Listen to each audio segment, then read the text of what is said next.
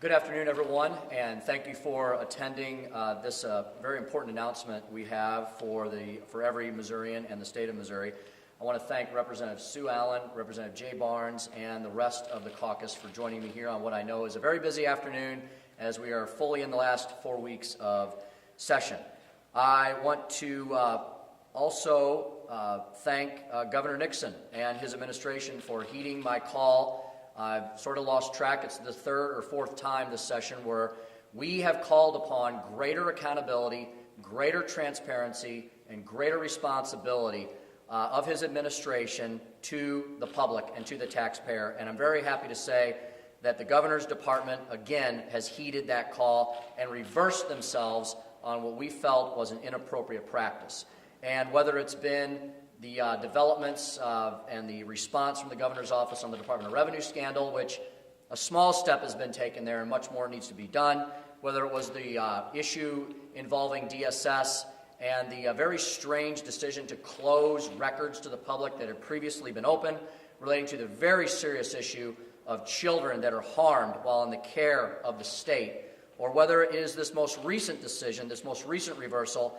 I'm very appreciative of the fact that the governor has listened to the oversight body, the people's protector, the protector of the pocketbook, and the protector of accountability in regarding this latest move by the Department of Social Services. I want to thank the department for listening to our concerns and taking actions to ensure a higher level of accountability with the contract with PCG. I'm extremely grateful to the work that both Representative Barnes and Representative Sue Allen has done to shine a light on this issue. Because of their work, because of the work of Representative Barnes and the work of his committee that I tasked him to do this week, we have taken a positive step forward that will prevent waste, fraud, and abuse that has too often plagued all of the federal entitlement programs. Folks, this is an issue that is nationwide in scope. This is the issue they are debating right now every single day in Washington, D.C. There are calls on both sides of the aisle that we have to get control and have to rein in the massive amount of inappropriate spending in welfare entitlement programs. There are folks on both sides of the aisle that are calling for us for reform. In fact, President Obama was roundly criticized by both the right and the left for the budget he proposed because finally and for once, it had some entitlement reform in it. Didn't go far enough, in my opinion, but this is an issue that is nationwide in scope and is affecting us here in our state. We want our disability system to be one that provides assistance to those that have medical conditions or disabilities that truly will prevent them from working.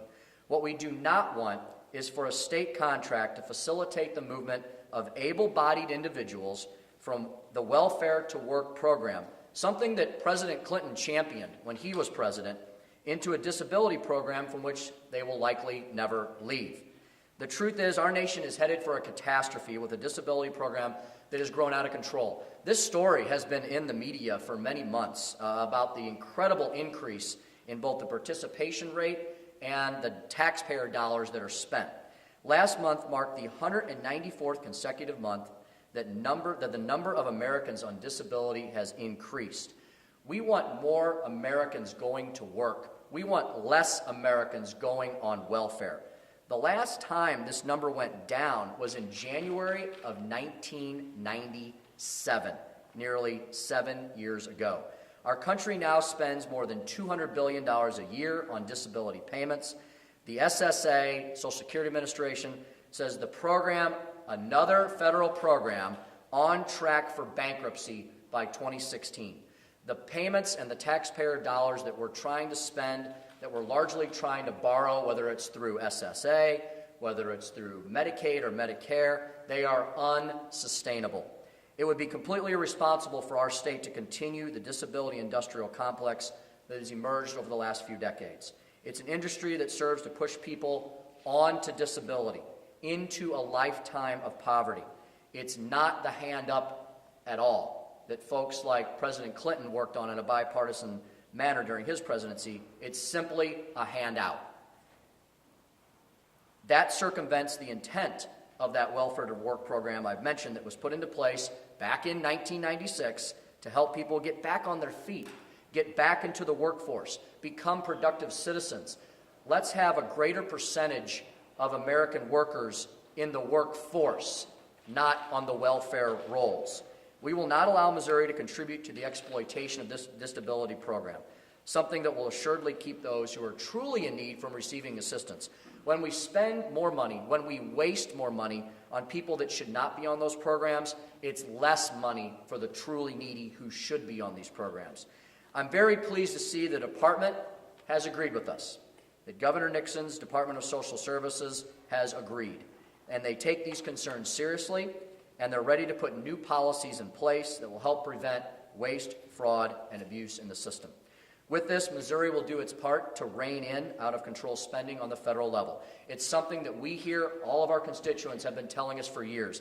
That's why the common sense, fiscally conservative majority in the Missouri House has continued to grow and has reached supermajority status, because people want a lean, efficient government that is doing its constitutional duties and helping those who truly should be in the social safety net. This will help prevent the disability program that's headed for bankruptcy from growing to greater levels of unsustainability.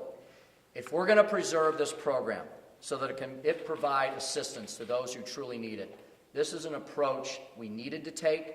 I want to once again thank Representative Barnes and Representative Sue Allen for all their hard work on this. I'm happy to see the governor agrees with us. Let's continue to hold this government accountable. Let's make it transparent. Let's make sure it's working for those who need our assistance. And this is absolutely something that I philosophically believe in. It's good government, it's good policy, it's good for Missouri. We're happy to take any questions, and I have folks here who can answer specifics. Does this put the contract with this provider in any kind of legal jeopardy? No, I don't think so. I think the department's been working with that provider. It undoes the vast majority of that contract. There's a limited subset of folks who are already considered disabled under Missouri law, for which it's more appropriate. We talked about the appropriateness of figuring out who should qualify for these programs. Those people already qualified as disabled will still be helped through that process. But for kids who should not be in this process, they are no longer part of this contract. PCG will not be making cold calls to individuals. PCG will not be making any threats to those people already categorized as disabled if they refuse to cooperate with this. And PCG has agreed that they will have all phone calls recorded so that we can spot check what they're doing. But this will not cost the state of Missouri any additional money because you've changed the terms of the contract. No, I think this is going to actually save the state of Missouri money, and it's the right thing to do. You know, there's a fundamental dignity in work, and the way the contract was set up prior was to push people who were temporarily down on their luck, and who the entire point of the Welfare to Work bill by President Clinton was to get them back to work, because it recognized that fundamental dignity. This gets that subset out of this contract. This is all being done in advance of actually implementing the contract, where if it hadn't been for a national public radio program, I don't think anybody would have noticed this until maybe the letters that your committee brought out would have gone out, or some of those cold calls being made. Is there any process for review of contracts that involve large numbers of people, or something that could be put in place that, you know, okay, is this common sense what we're doing? Questions could be asked. That might be something we need to look at over the interim. A number of different committees could look into that. And I think it goes into the bailiwick of what the legislature is here for. We are a third of the state government, and we're supposed to be a check on the other two branches, just like they're supposed to be a check on us. And we're all supposed to be providing oversight and accountability for what each branch does. And what we've seen from the executive is largely an ignoring of those that basic framework of the check and balance process. And I've heard it from both sides of the aisle that this current administration, Governor Nixon, has attempted to centralize a lot of that power in government into the executive branch. And I think the legislature has been pointing out instance after instance where the legislature's authority on oversight and accountability has been thwarted. And it is our attempt to make sure that people know that this is what the legislature is here for. We hold the power of the purse. We also hold the accountability for that purse, and I think it's very wise in what we did today. And I think ultimately it helps Missourians who truly need the help, and the money is not wasted on those who do not. Because we didn't learn about Morco Trust and the driver's license thing until it started getting implemented.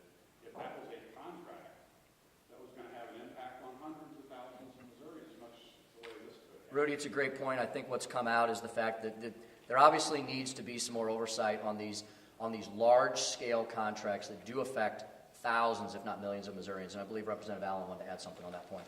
In our Appropriations Committee for overseeing social services, oversight and many meetings with the director and deputy director happen on an ongoing basis.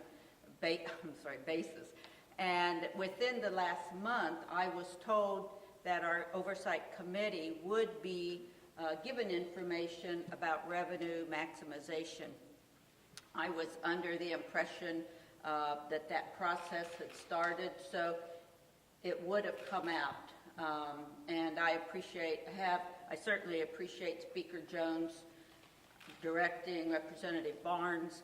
We have recurring oversight and have established, I believe, at this point, good relationships with the department individual, and we meet individually and with the committee. So I believe eventually it would have come out, but it's always nice to have it on the front page. But you all weren't informed of this contract in your committee when it was signed or as part of any budget presentation, were you?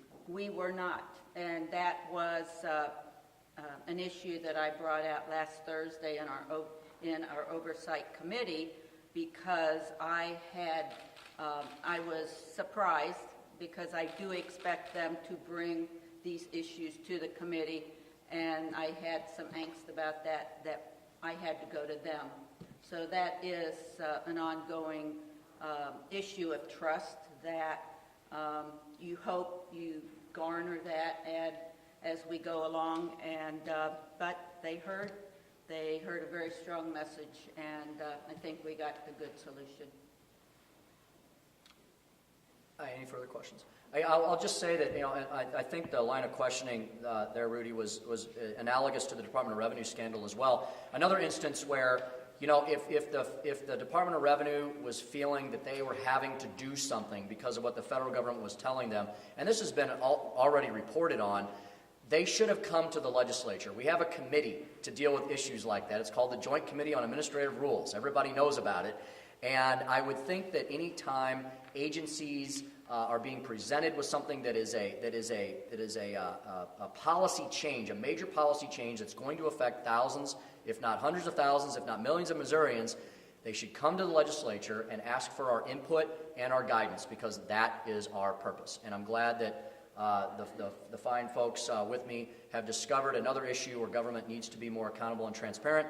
I thank the government for responding. It's what they should do. It's their responsibility to the people. Thank you all very much for coming today.